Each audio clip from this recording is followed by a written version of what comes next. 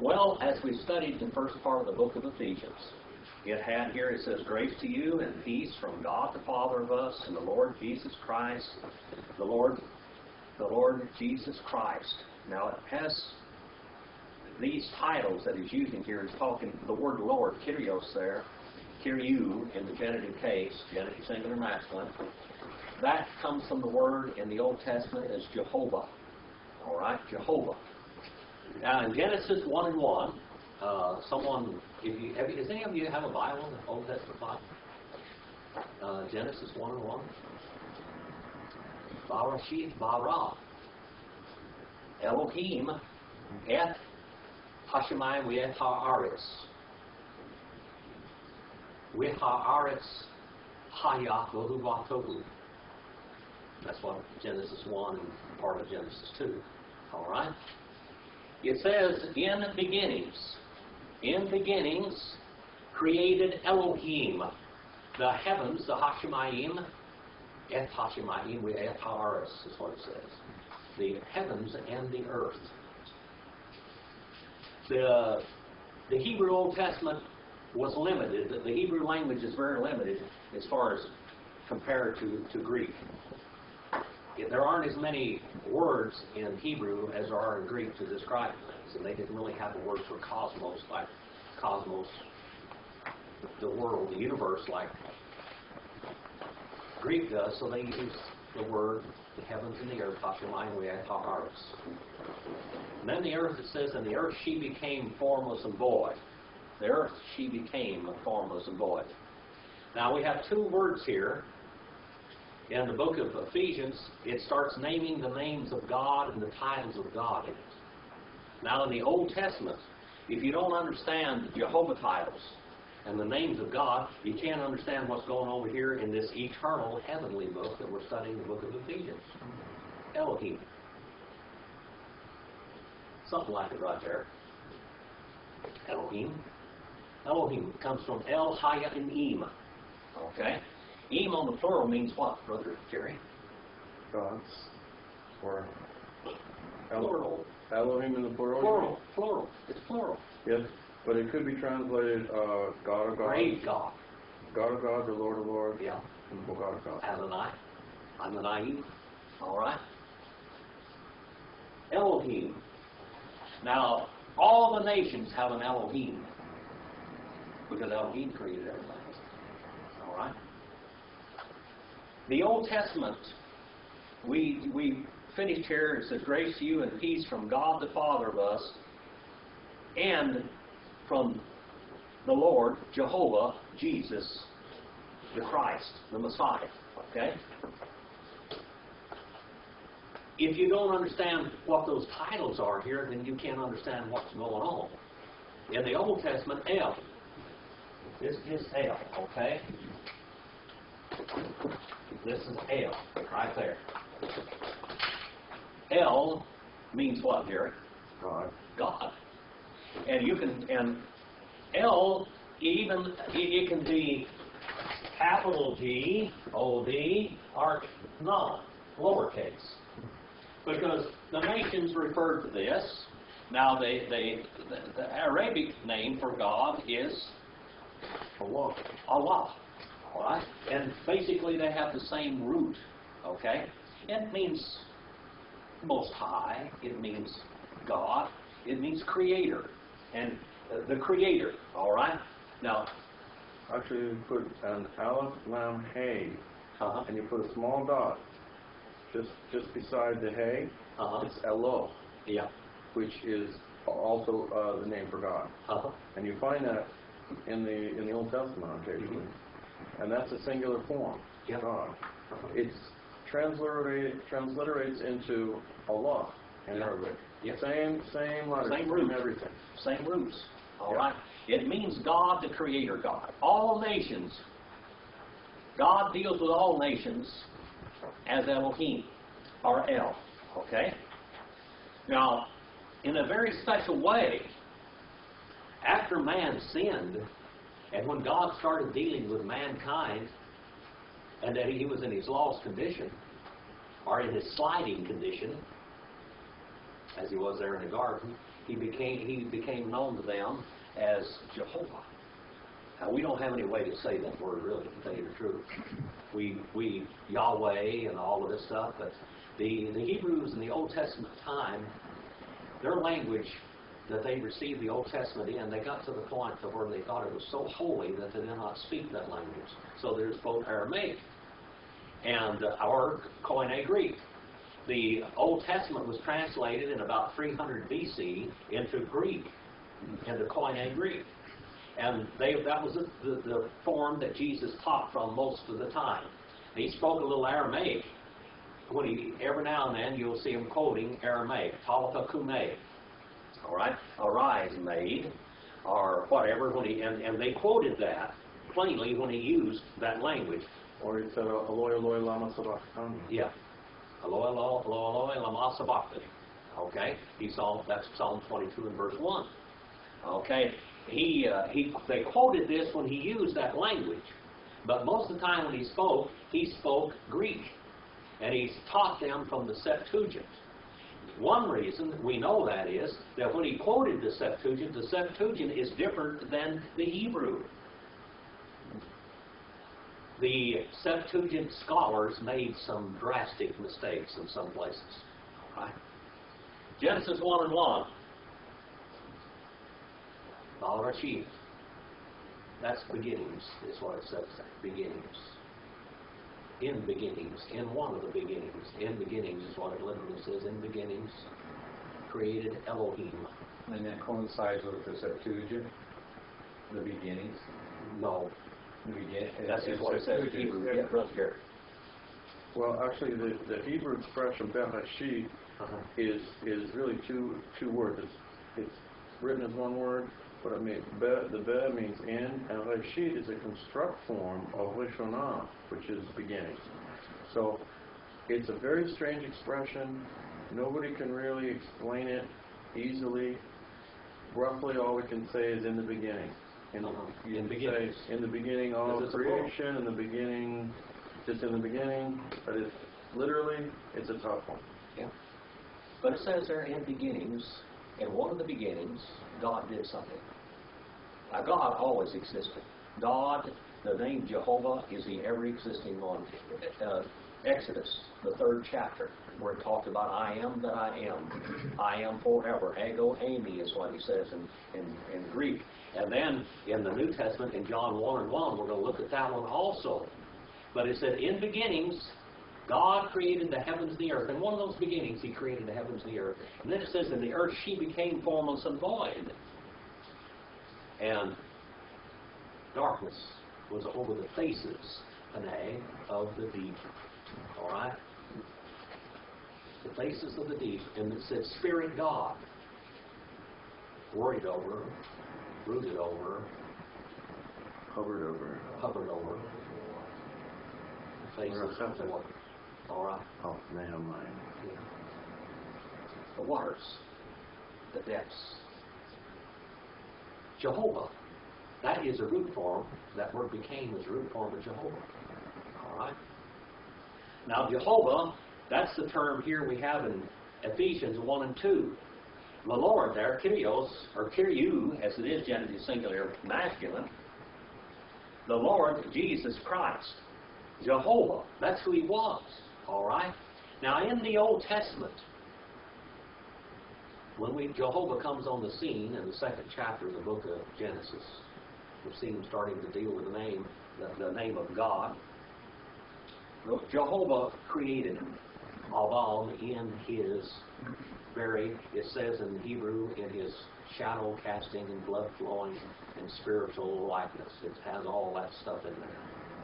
He created in him in his likeness. Jehovah created mankind in his likeness. That's why man was holy in the Old Testament. God made something like him. You are created in the image of God.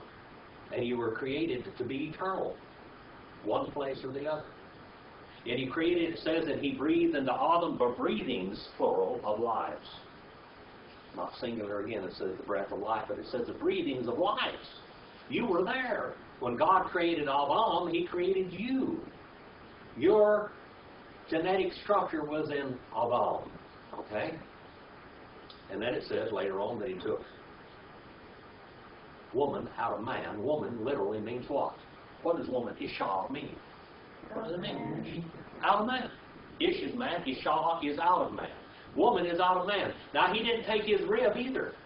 It said he took of his sides, plural, and he made feminine mankind. That's what he did. He took feminine man out of man, and he formed from his bone and his flesh and his blood, he made this woman out of man. And he gave her back to them, or back to him. Now we have Jehovah creating man in his image. We have woman coming out of man. Now that's one time a woman was created. This woman was really made for that man. Absolutely. He was made for that man, and that man was made for the woman. All right? Or would be, they were made together. That's what you call a romance made in heaven. Okay? Brother Gary. Well, I was just going to say that the word Chaim, like Mayim, it has a plural ending, but maybe it should be thought of more as a generic noun like cement, because it's not really best to translate it waters, but we just say water. The whole word for ha, she made ha, the, my, waters, im, plural, because it was the uplifted waters. All the waters, uplifted the heavens. All right? But everything im is not necessarily a plural form of a singular verb. That's the point. Yeah, that's what I know. That's what you're going from. Okay? The word Adonai is what it's referred to as in the plural mostly. When it's talking about God, it's mostly in the plural. But sometimes when it talks about pagan gods, it's talking about them in the singular. Okay? In the Old Testament. Now let's go on a little further. Jehovah, God, created man in his image. And this is the God right here that we're talking about in the book of Colossians that we studied, and in the book of Ephesians now. This guy that we're talking about here, this Jehovah God, created Adam in his image. Okay? When Adam sinned, God was there walking in the garden with him. Who was walking with him? The pre-incarnate Christ, which was Jehovah God. Okay, this is Jehovah God. Pre-incarnate Christ was walking with Adam in the garden. And he comes walking in the garden, fellowshipping now. Why in the world did God ever create man anyway? If he knew he was going to be in a lot of trouble like we are. Why did God ever create man? To fellowship. God is what? Agapeo.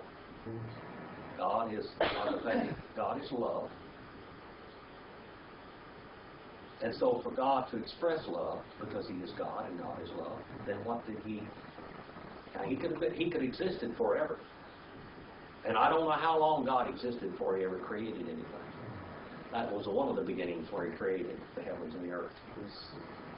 So he doesn't have that kind of relationship with the angels and the cherubim? Good question. The angels at one time, all of them worshiped God, even Lucifer. Mm-hmm. He worshipped God. Still there. But some of them rebelled. 1/3 of them evidently. Now all we can say is evidently 1/3 of them rebelled. But I'm going to tell you something. Angels were not created in the image of God. For God to have a recipient of his love. Now, we create children, don't we? Brother Jerry, you got children, don't you? You got children? You have children? You have any children? No. Oh, the lady in the background? I didn't have any. You didn't have any. You, all right, that's what I figured.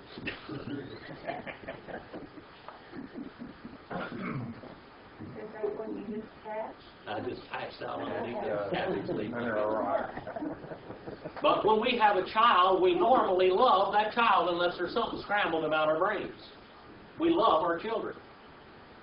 And even a hen will give her life for her children. Or a hog. A hog. Swine, you know. A hog would. A bird. Frogs go off and lay eggs and they don't ever come back. You know, I mean, they just let them go. Fish sometimes, some of them will protect their young. Others will eat them.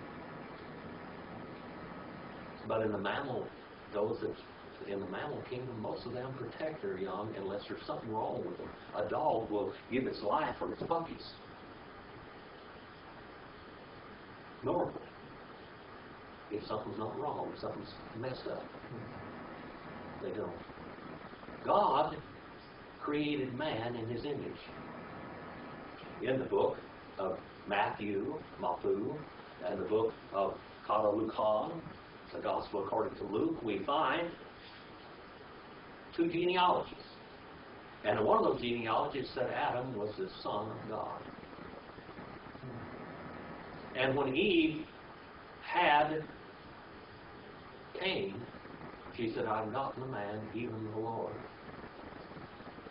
I've got the man, even the Messiah. It also tells in that word language, it says, like with the help of the Lord. Like he made us, we made a man.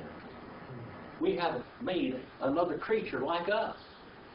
Well, God made a creature like him when he made mankind. He was eternal, and he's related to God. We're going to find that out. Okay. Well, Jehovah drove Adam from the garden. When man sinned terribly in the days of Noah, Jehovah brought floods. When man sinned again, Jehovah divided the earth. In the days of Phillips, God divided the earth.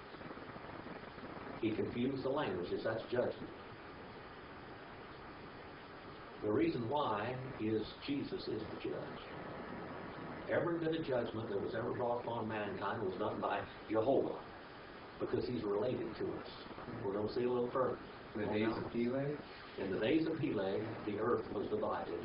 The earth actually became What does divided. Peleg mean? Peleg means divided. Right? Peleg means divided in Hebrew. You know, I forgot more Hebrew than I remember. I had 6 years of it. I still fiddle with it. But I forgot a lot of it. All this medication and operations and stuff I had, most of my brains are gone anyway. I've really studied hard for this lesson to try to gather up a few things. Well, Jehovah divided the earth. Also, Jehovah called Abraham. He called him out. He called him out into the land that he didn't know anything about. As a matter of fact, Abraham's descendants wouldn't even seek the promises of God for 600 years. Now, you just tell your family, you let it lay down in your family for 600 years to believe God, and just 600 years from now to see what they did. Abraham did a good job on those boys. He sure did. The promise was there. The promise was sure. Even though he never had it. He told them about it. Isaac and Jacob. Well, because of Abraham's sin, his children went into Egypt, didn't they? And God judged them. He said they'll be there for how many years? How many years? 400 years. All right. Who called... Over Mike. Who called Moses? Who called Moses to bring Israel out of Egypt? Who called him? Well, it says, who shall I say sent me? And it says, tell them, Ahya, Asher, Ahya. I am that I am, the ever-existing one, the continually existing one. Or it could also I shall become. Right. I shall be. Jehovah. I shall be. Mm-hmm. I shall become. Sent you.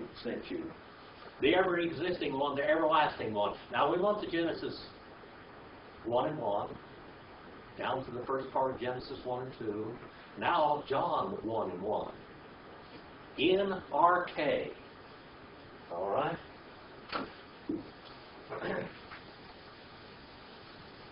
We're studying Hebrew tonight, Brother Mike. Okay. A little bit. And Greek, N, R, K, ain, whole, logos, in beginning. Jerry, what kind of can you tell me? It would be dative because Okay, located. and Singular, feminine. feminine. First declension word, all right? In beginning, it's singular. In beginning, an absolute extremity of time as far as we can go back. This is the oldest verse in the Bible, by the way, John 1:1. This goes back to the oldest period of time or eternity that we can think of. In beginning, kept on being. Third person singular, imperfect, indicative, active, okay? He kept on being.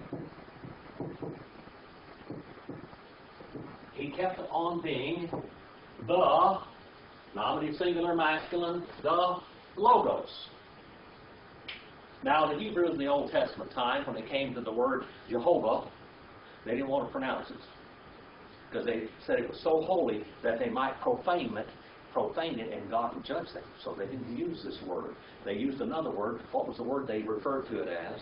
Well, when they're reading from the scriptures in the synagogue, they will say Adonai, Yeah. and they will point the word, the Hebrew letters, with that pointing for Adonai.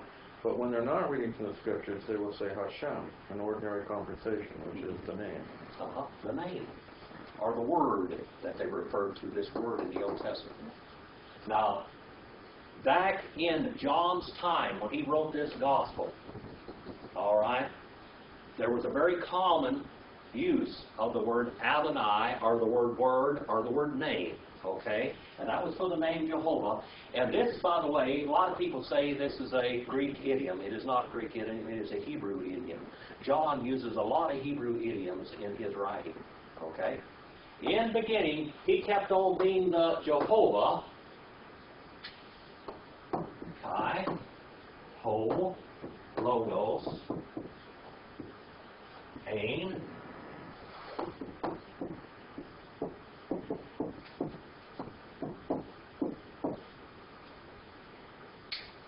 all right. In beginning kept on being the Jehovah, oldest verse in the Bible. And the Jehovah, or the Word, he kept on being pros ton theon, toward the God. The word theos, everybody knows what that means, toward the God. Now, what in the world? Well, we have three separate sentences in the first verse of John. They're tied together by conjunctions. It's Kai. All right, wherever it is. There it is.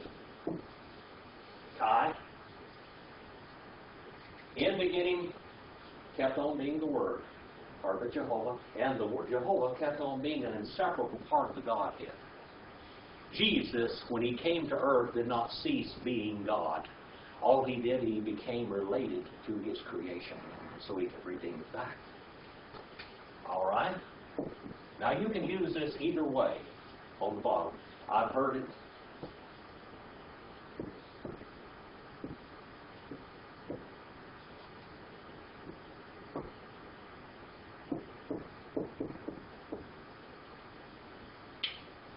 In English, Jerry is a teacher. He knows all this kind of stuff. When you have a predicate nominative, on both sides of the linking verb, what do you have? You have a nominative, normally. Uh-huh. But what is here is also the same as over here, isn't it? It's the same number, gender, and case, isn't it? All right? All right, if it's Kai Hologos Ain Theos, or Kai Theos Ain Hologos, it doesn't really make any difference what it is. Because a predicate nominative says that this thing here is equal to this over here. Now, if you put a whole up here, which is a definite article in Greek, is a the, okay, it would be nominative singular masculine. Now, what ending is this, Brother Jerry?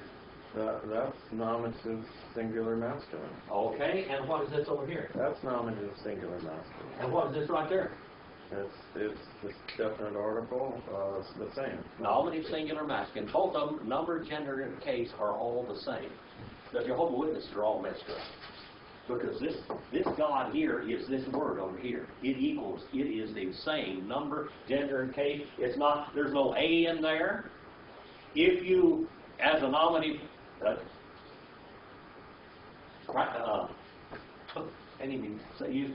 a part of speech that this is, right here.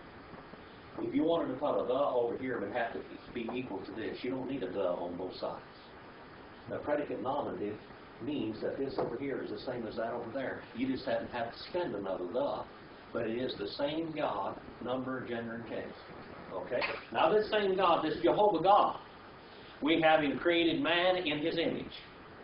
We have Him redeeming man. We have Jehovah judging in the Old Testament. He carries all Israel down into Egypt, then He brings them back. He whips all of the Egyptian gods, the name of God, this God of Israel. He whips all of them and He overcomes all of them. Okay? He brings Israel into the land. He loves Israel. He deals with them in many different ways. Every time He redeems them, even when He chastises them and carries them out into the nations among the Gentiles, He remembers them, and then He brings them back in the land. This is the same Jehovah that did all that. He did all of this. As He chastises them, and as He gave them the oracles of God in the Old Testament, then in the New Testament, this Jehovah, in John 1:1, John 1:14, Kai ho logos sarx aganato. And the word, what's to say? Sarx. Sarx. Well, sarx. Sarx. Flesh. The word, the Jehovah flesh, He became. Someone turn to John 1:1 or Jerry, are you on John 1:1? I am, yeah. Okay, read that for me, please. En archein hologos, kai hologos, en poston theon, kai theos en hologos. No, John 1:14. Oh, 1:14. Oh, 14. Not 1:1, 1:14. Oh, okay. Kai hologos sarx aganato. All right, now look at this. Well, hold on right there. And the word, flesh, He became. Third person singular, aorist, indicative, middle voice. How did God get here? How did God get into the world? He placed Himself here. He placed Himself here. He became related to that creation that He created in His image, didn't He? Literally. Through the seed of the woman. All right? Now read the rest of that, Brother Jerry. And He tabernacled, pitched His tent. And hemin. Among us. Kai etheas amnesa. And displayed Himself. Ten doxan autu. Full of glory. Doxan phos monogenous. As the only begotten. Parapatros. Beside the Father. Pleres charitos kai aletheas. All right. Full of grace and truth. Here we have God now. We have the untouchable God, the righteous God. Okay? I'm going to look at some other words here now. Without understanding these titles, there are many Jehovah titles in the Old Testament. Jesus fulfilled them, or shall fulfill them. Elohim, we talked about the God Almighty. We talked about Jehovah, the ever-existing one, the one who shall become. And El Shaddai. Comes from the word Shad, doesn't it? In Hebrew. El Shaddai. El is God. God what? Shaddai. Strong. Huh? Strength. Strong. No, Shaddai. Shad. In paganism, Isis, the temple of Diana, we have big-breasted people. Even in the two boys that started the Roman Empire. Remember those two boys? And their mother was a wolf, and her breasts were full, and they were hanging down underneath there, drinking from her breasts. Okay? The word El Shaddai comes from the word breast. And it means all-nourishing one. Now, the pagan world copied El Shaddai, the term El Shaddai, the one that nourishes his people, because they are gods, nourish their people. Okay? But it was a perverted form of El Shaddai, the all-nourishing one. The all-nourishing one is the one that provided for Israel when they were in the wilderness. He is the one that provides for, as we see this, we'll see terms that Paul uses in Greek that come from Greek. And we see many Hebraisms that John, the apostle, uses in the book of Revelation. I already have done that one, but if you want to get those, borrow them or buy them, we've got them all. Now the word Adonai. What in the world does Adonai mean? Huh? Adonai. Adonai. All right? Lord. The God who owns all things because He created them. All right? He's the owner. He is the Lord. It's my Lord or the Lord of me, the one I belong to. All right? He's also the one that Paul talked to in here. Paul says that I am a servant. I am a bond servant of God. He's a bought and paid for. You know that Abraham was called Adonai in his time? He owned many slaves, didn't he? When Eliezer called him Lord, when Sarah called him Lord, because he was the owner of much. Well, the Lord, you know when Jesus sent his disciples after a little old donkey to borrow, he didn't steal that donkey. I had one man say one time that he didn't want to have anything to do with a donkey thief. Jesus owned that donkey because He owns the cattle on 1,000 hills. He's the owner of all things. Adonai. Jehovah Jireh. Jehovah Jireh. Moriah. Roy. All right. What does that mean? Genesis 22nd chapter. Abraham is called by God and tells him, go to a place that I shall show you. He goes up there to this place, and God calls him, tells him, I want you to sacrifice your son. I want you to sacrifice your son on this place. And then Abraham travels to this faraway place, and by the way, it's Jerusalem where he's going. He's going up on a place that the Jebusites own, Jebus. All right? He goes up on this mountain. The word Moriah also comes from basically the same Hebrew word as Jireh. All right? It means to see. I'll go to a mountain that I will show you. Okay? Now, when Abraham was going to go up on that mountain, he grabs up Isaac. He said, let's go up there. And he told his servants, he said, you wait for here. And in Hebrew he says, we shall go and we shall return. Now, God already told him he's going to kill Isaac. He's going to offer him a sacrifice. If he offered him as a sacrifice, what did Abraham believe according to the New Testament? That he would bring him back to life. He believed that he'd resurrect him. If he offered him, he was going to resurrect him. He said, we shall go and we shall return to you. When he got going up the mountain, Isaac said, Daddy, here's the wood, and here's the fire maker thing, and everything else. Where's the sacrifice, Daddy? What did he say to him? God will provide the sacrifice. God will see to it. The word provide also means to see to it. Have you ever seen, my daughter will ask me things sometimes, and I'll say, I'll see to it later. I'll see to it later. It also means to see to it or to provide. What does the word provide mean? It comes from Latin video. Pro and video. What's video in Latin? Huh? Let's see. To see. When you have a video at home, the word video come right straight from Latin video. All right? That's where it comes from. Pro and video. What does provide mean? What does provision mean? Provision, I-O-N, the act of seeing before. The act of planning before, the act of seeing before. All right? To see beforehand. When you provide, when you have provisions, you are in the act of providing beforehand because you know, you see beforehand.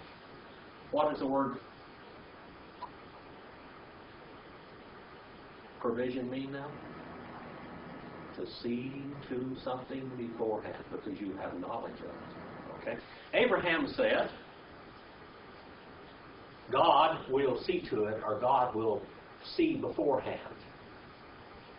Then up there on the mountain, Abraham lifted his hand, and the angel of who? Or you can call the angel Jehovah, the messenger Jehovah. Jehovah sometimes was his own messenger. All right? He said to them, stop your hand, don't touch him. I know that you believe me. Now God already knew he believed him, but who knew that who believed who right there? Abraham went through all the motions of doing exactly what he was supposed to do. And you might look down to, what if he'd have slit that boy's throat and killed him? Well, God would have raised him from the dead. Because through that son was going to be a great promise. Through that son was going to be the promise of the Messiah. Well, the Lord did provide. He saw to it. And also, you can say, and translate this, in the mount the Lord was seen. The same Jehovah that turned up in John 1:14 and 1:18 also was seen on Mount Moriah, which also means the place seen. All right, or that I should show you. Now we have the word Jehovah Rophe. By the way, did Jesus fulfill that Jehovah Jireh? Did he finally come into existence? Did he come into existence? Yes, he did. He was seen. He displayed himself among mankind, as John the 1st chapter, verse 14. Jehovah Rophe. What does the word Rophe mean? And did Jesus fulfill this one? When Jesus was well on the way in his earthly ministry, after John had baptized him, when John had baptized him, and John was in prison now. He was in prison, he was depressed, and Jesus had not fulfilled the things that he thought he was supposed to fulfill in the Old Testament. He sent a message to him by his disciple, and he said, are you the one, or is there one other coming after you? Are you the right one? What did Jesus say to him? A message that he said, Mike, you remember what it was? Oh, Mike, you remember what it was? You tell him that the blind see. That's the first thing. That's a mess. Now, pure messianic credentials of Jesus was that he was going to heal the blind, because no one had ever done that. He said that the lame walk. And the gospel is preached unto the poor. He is our healer, Jehovah our healer. His messianic credentials was that which he proved, miracles, the signs, the wonders, samios, the signs that he did to prove that he was Messiah. Okay? Jehovah Nisah. All right? Remember what Nisah means, brother? Remember that one, brother? Nisah. Around the camp of Israel, when there were 12 tribes were camped around, there were 4 different flags, banners. Okay? And we have Matthew, Mark, Luke, and John. All right? New Testament, 4 Gospels. And those 4 banners had the picture of something on it. One of them had the picture of man. God came as the Son of Man. All right? One of them had a lion, the king of beasts on it. Another one had an ox on it. And he was a burden bearer. He was our burden bearer. And the other one had an eagle on it. He's a God from heaven. 4 different. He is our banner. All right? Those 4 flags represented what Jesus would do on this earth in those 4 Gospels. Okay? Jehovah Nissi, the Lord our banner. Jehovah Mikadesh. All right? And Jehovah Shalom. All right? What is Jehovah Shalom? Shalom. Peace. Jehovah our peace. How is the only way you're ever going to get to be with God? Through Jesus Christ, our Lord. All right? That's the only place we're going to have peace. And how about Jehovah Sidkenu? Jehovah our holiness, Jehovah our righteousness, without spot or blemish. The Lord's church is also going to be presented to Him. Because of God's righteousness, one of these days His church will be without spot and blemish in the new ages to come. Hebrews 7:26 it talks about it. Ephesians 5 and verse 26 is where we are. Jehovah Rohi. All right? John the 10th chapter. What's in John the 10th chapter? Same thing as in Psalm 23, isn't it? The Lord our shepherd. He shall not want. He's our shepherd. Did He fulfill that one? Jehovah Sabaoth. Sabaoth. What about that one? The Lord of armies. All right, talks about that in the book of Hebrews, one of the only times it's used. Jehovah Shammah, or Shammah. The Lord who is there. Did He come to the earth? Did He finally show up? Did He, for 4,000 years that it had been a promise that God was coming, that Jehovah, the one who shall become, finally became. One of these days we're going to share His glory as partakers of eternal glory with Him. Ephesians 1 and verse 3 now. Ephesians 1 and 3. Eulogetos. Eulogetos. Ho. Theos. Kai, Pater, Tu, Kyriou, Hemo, Nesu, Christou, Ho, Eulogesos, Timos, and Pase, Eulogia, Latike, in Tois, Epuranos, in Christou. This word here, Eulogetos, that's the word blessed, well spoken of. Blessed also means someone that's provided for. El Shaddai. We can put that term in here with it. Yes, with your. Sometimes Shaddai is translated as strength because it's the big-breasted one like Hercules. Yes. Strength. Well, if God provides, He's got to be strong enough to provide that. If God puts Israel out there in those foreign lands and decides and promises to bring them back home, is He be able to provide for them? Does He have to be strong enough to do that and provide and bring them back? If God takes Israel out of Egypt and brings them into Canaan land, is He the one that's going to promise to stand behind them and nourish them and fight their wars for them?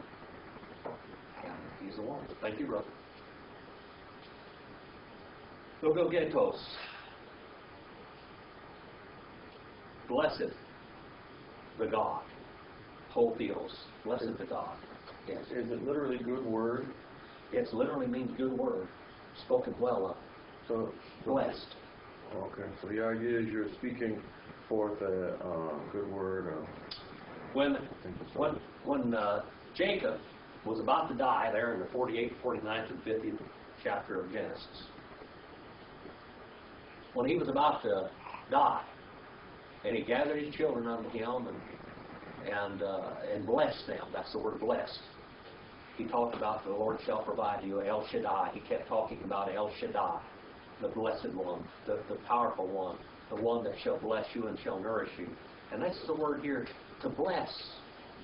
He gave them a blessing. He gave them a future providence, a promise of nurturing and provision.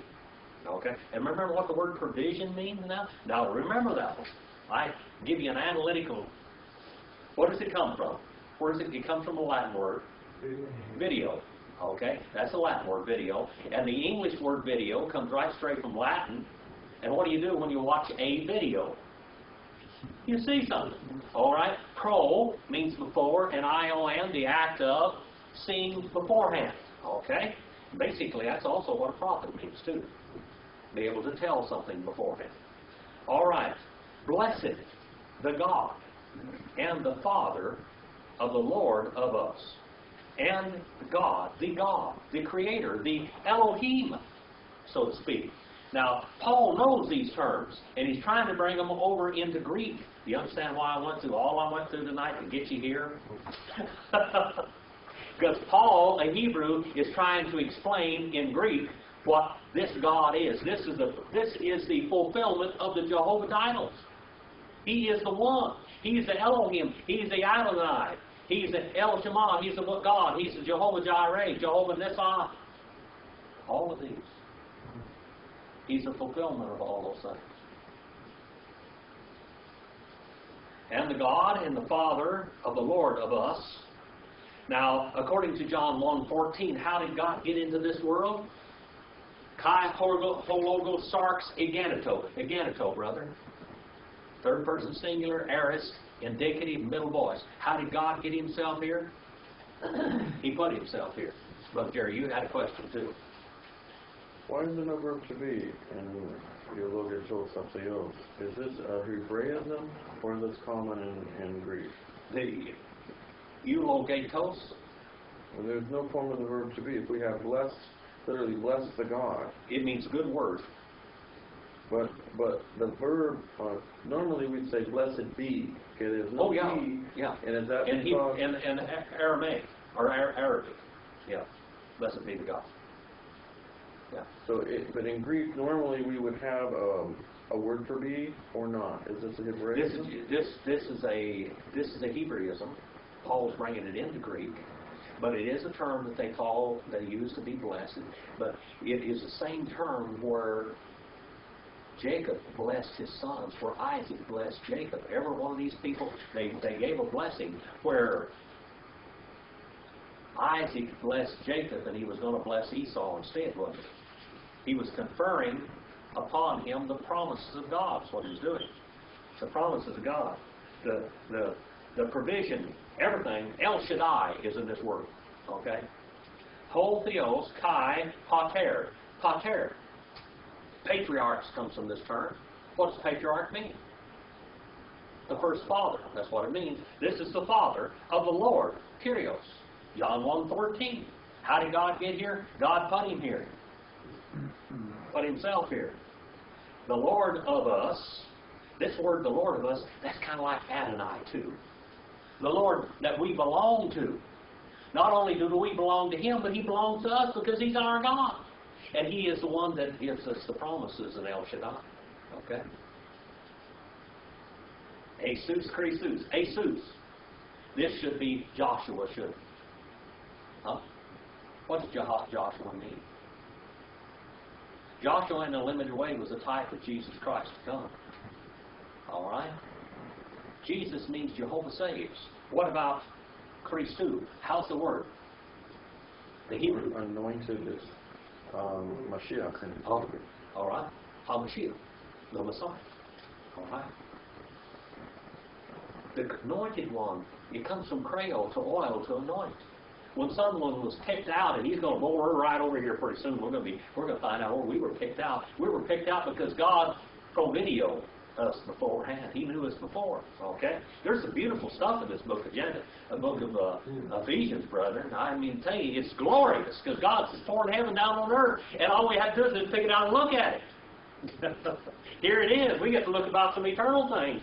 We get to see some beautiful things that are coming upon us.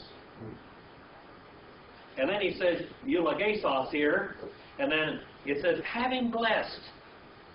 Now that's first aorist participle and active, nominally singular man. He's having blessed us already. You know what? In the eternity future, God is looking at us because he can provideo, he can see beforehand.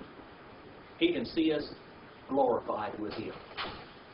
Can he? He can see us glorified with him already. Does God live in space and time, or does he live in eternity? One time, God came to space and time in the person of Jesus Christ, John 1:14, John 1:18. John 1:18. Let's look at that for just a moment. John 1:18. Brother Harry, you got that there, John 1:18? Yes. Read that. What translation do you have? This is New King James. New King James. Well, that'll work for right now. We'll put up with him for now. Okay, I never was Episcopalian, but I'll put up with Jim right now. Got a good name anyway. Go ahead, brother. No one has seen God at any time. The only begotten Son, who is the blossom of the Father, he has declared him. All right. Let's look at this in Greek. No one has seen God at any time, but the only begotten God, is what it should say. The only begotten God that is in the bosom of the Father, inseparable. The second part of John 1:1, proston theon. Logos proston theon, inseparable. He was inseparable. Jesus was always part of God. He was always God, even when he was on this earth. That's God on the cross of Calvary. Okay? And then the last part of that verse, he said, he did what? He has declared him. That's poor translation too, brother. Because that's not what it says. In Greek, it says he led himself out. It comes from ek. Means what? Out. And I go. I go. I lead or I bring. Okay, so it says he led himself out. He did this. God led himself out of space, out of eternity into space and time in the person of Jesus Christ. This one says he has explained it. Well, what was that? Is that what translation is that? NASB? Okay, New American Standard Bible. Okay, well what it really means is he led himself out. Middle voice again. Okay, John 1 and verse 14 says, and the Word and the Jehovah flesh he became. Middle voice. Same person that John's talking about there, 1:14. John 1:14, what happened here? He led himself out of eternity into space and time. It says that he was an inseparable part of God in the bosom of the Father all time. Because he couldn't be separated, yet he came to this earth to redeem his creation. All right? Having blessed us in all blessings. Eulogia. Spiritual. Pneumatike. And then it says, entois, where? Entois et hu ranois. In the upon heavens. When God created when he created Hashemayim, the heavens, and the earth, that's the whole creation of God. But where are the heavens? Who lives in heaven? In the third heaven farthest out, in the northest part of the earth, from what we can find in the Old Testament scriptures, the book of Isaiah, who lives there? In eternity. It says that God inhabits eternity. He inhabits that eternity in that heavens. Now he sees us already blessed. Spiritually, in the heavens. And then, how do we get there? In Christ. Hamashiach. In the Christ. In the Messiah. That's how we get there. We covered Ephesians 1 and 3. Let's go to 1 and 4 tonight. We didn't cover a whole lot, but I think we understand it a little better, don't we? I hope we do. Kathos. Exilexato. Himas. In. Auto. Pro. Katabales. Plasmu. Aini. Himas. Hagus. Kai. Amumus. Katanupion. Auto. In. Agape. Why did God create man?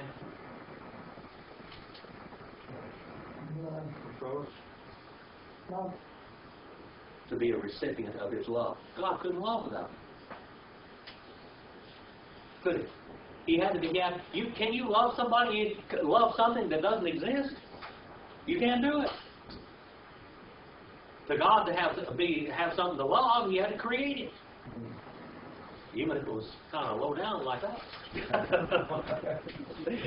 Low. Talk about the lower forms.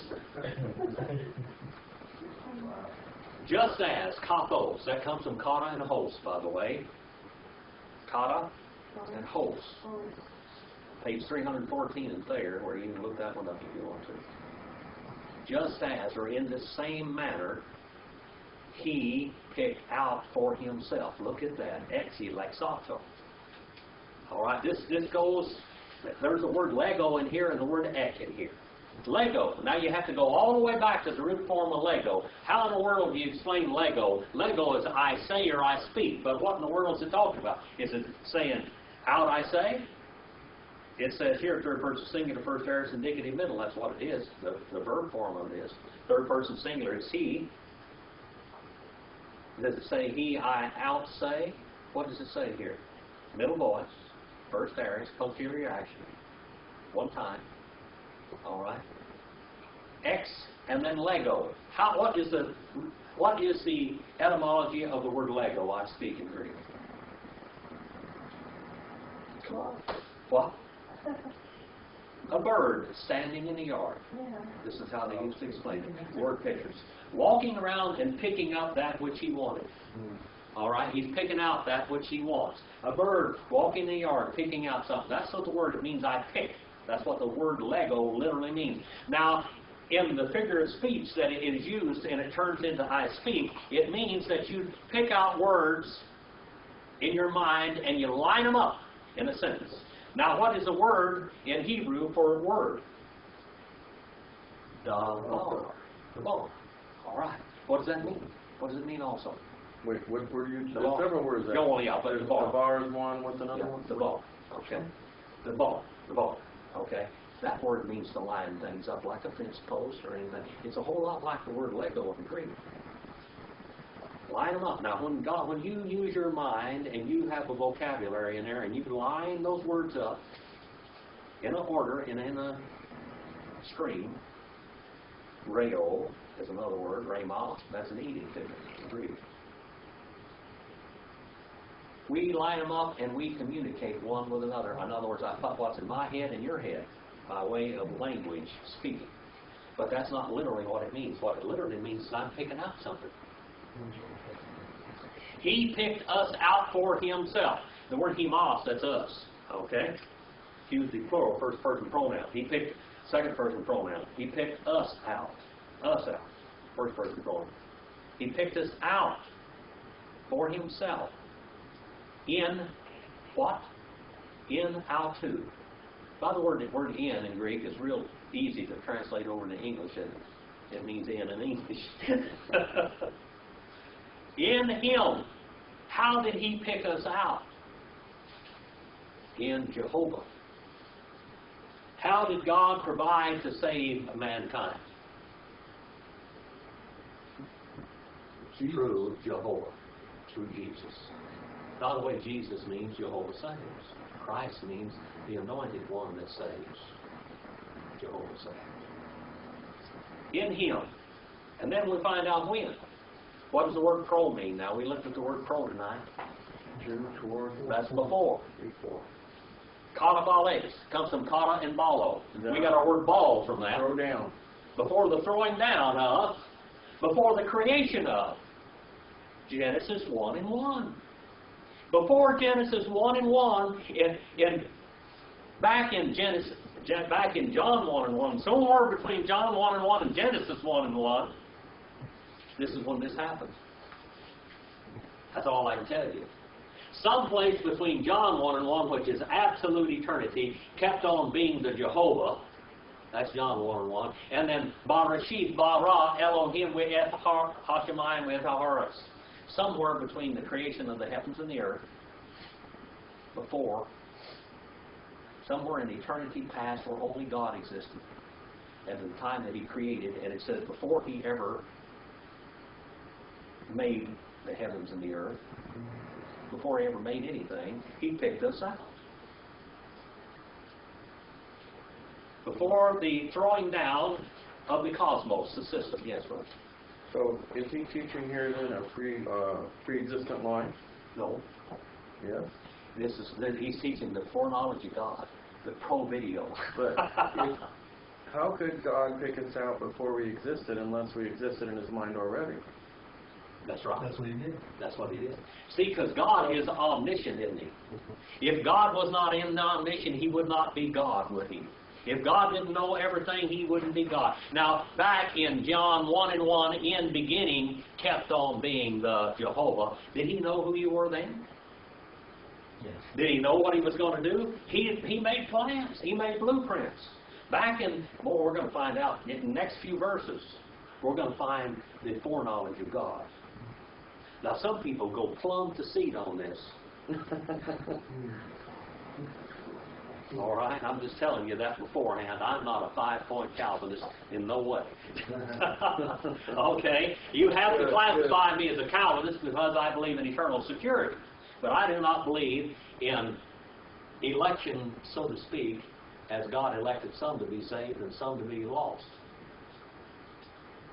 But if you He elect, put volition in everyone. of course, if you elected, he's saying that he selected He picked us us. out. He selected the believers. That means he didn't select the unbelievers. Did he pick everybody? Let's just say this. There's only one way of salvation, and God knew who would be saved and who wouldn't be saved. And He created every one of them. The ones that would be saved and the ones that wouldn't be saved. And by the way, they come from the same woman and the same man. But some of those, because of volition, could God be glorified in a robot? If He picked us out and just formed robots, you're going to be saved, you're going to be lost. You're going to be saved, you're going to be lost. I'm going to create 3 saved ones over here and 5 lost ones over here. If He did that, could God have any glory in the future at all, in eternity future? He created... Good, he could have robot glory. Robot glory. Yeah, robot glory. But there would be nothing that could love Him back. He knew who would choose him and who wouldn't. But He made the provision. How did He? No, but But how did He says more provide? than that. It tells us how He It provided. says that he elected some. and He actually selected people the here. others. He picked us out in whom? How is the only way that anybody would ever be saved? In Him. In the way of in Jehovah. All right? Before the creation, before Genesis 1:1, He did this.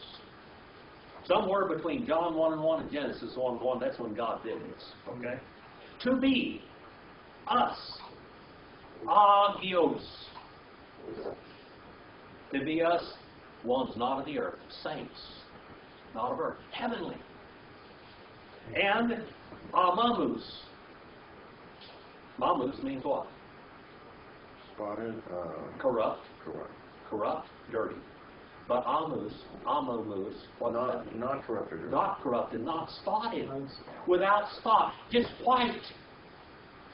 White in the Old Testament, in the tabernacle and all of the garments there, talked about righteousness. Okay? And we talked about a while ago, Jehovah our righteousness. All right? So how did we get righteous? We got righteous by God imputing righteousness to us. I tell you what, brother, I've been saved since about 1961. But I sure haven't been righteous all that time. But you know what? God looks down upon me, and He doesn't see my dirt.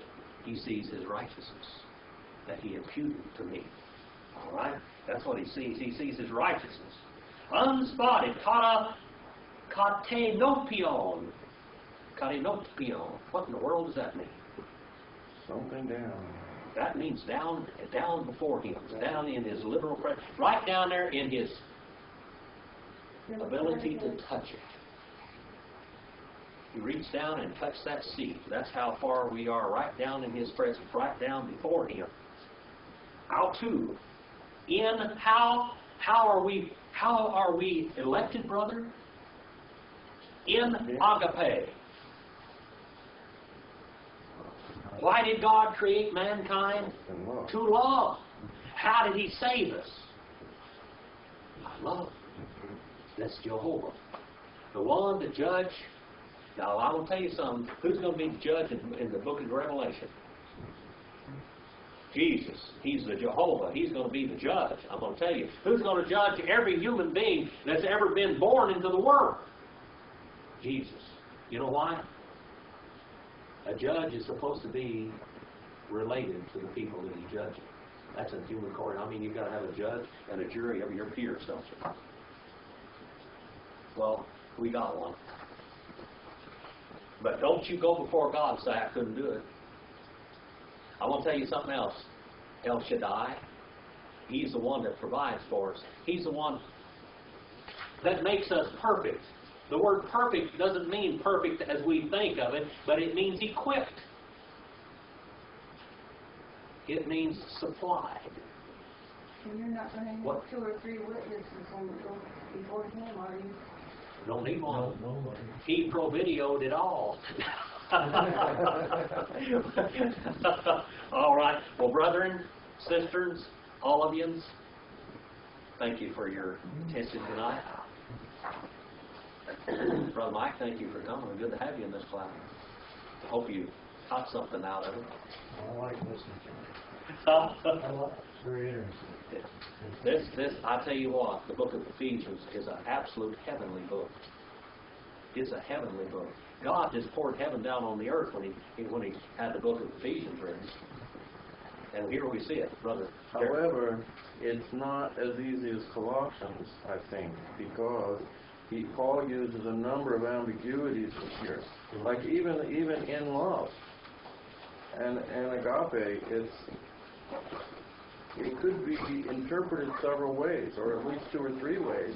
Because is that love of God? Is that our love? That is, if we love, if we have agape love, then we're saved, or does it mean God's agape love toward us?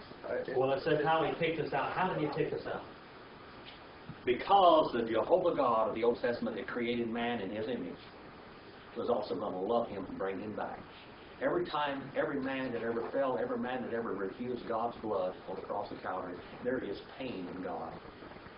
There is pain. Every time one of God's children goes the wrong way, you hurt God. God feels it. Yes, but I'm referring to like in 1 John where it says, "He that loveth not is not of God." Yeah. So this in agape might mean then that we need to be in that agape love, or else we're not one of those who are elected. See, so If you don't have the kind of love of God, if you don't have that kind of love, if you're not capable of loving like that, then you are probably not one of the children. And that's what. And why does John write 1 John? He says, "These things, little children, I write unto you that you might what?" One of the most important things, know that you have been saved. That's a beautiful book. That's one of the first books I ever translated from Greek. Is 1 John. It's beautiful. Well, I would say that not just there, but throughout this book, this chapter, these verses, there's many ambiguities. This book is very complicated. It's probably, this is a book that makes people's heads swim. It's been making people's heads swim for 2,000 years. Yeah, and it would have been nice if Paul had defined his terms more clearly, but instead of doing that, he complicates things further by using an expression which itself is complicated and not defined. He doesn't make it easy for us. We're going to unravel that puzzle. There's a lot of things. Now, tonight, the first 4 verses of the book of Ephesians, we had to go to Hebrew to understand it. Now, don't you understand why I went into Hebrew tonight? Because we had to get that before we could get here. We had to know who God was before we can understand that God wants to share His love and His glory with His creation. Okay?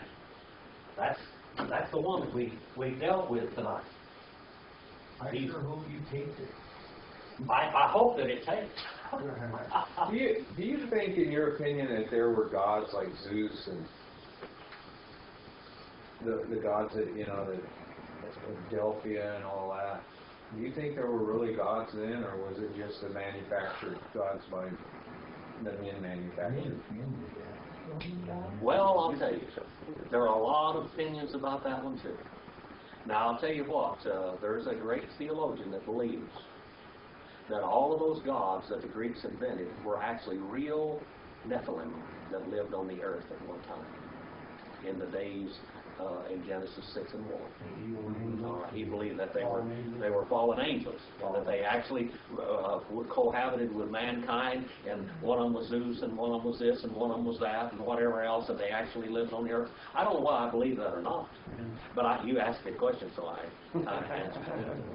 Who are the Elohim of B'nai? B'nai Elohim. All right, that's Genesis 6 and 1, the sons of God. They could have been these angelic beings, and they were big. So you know what? The book of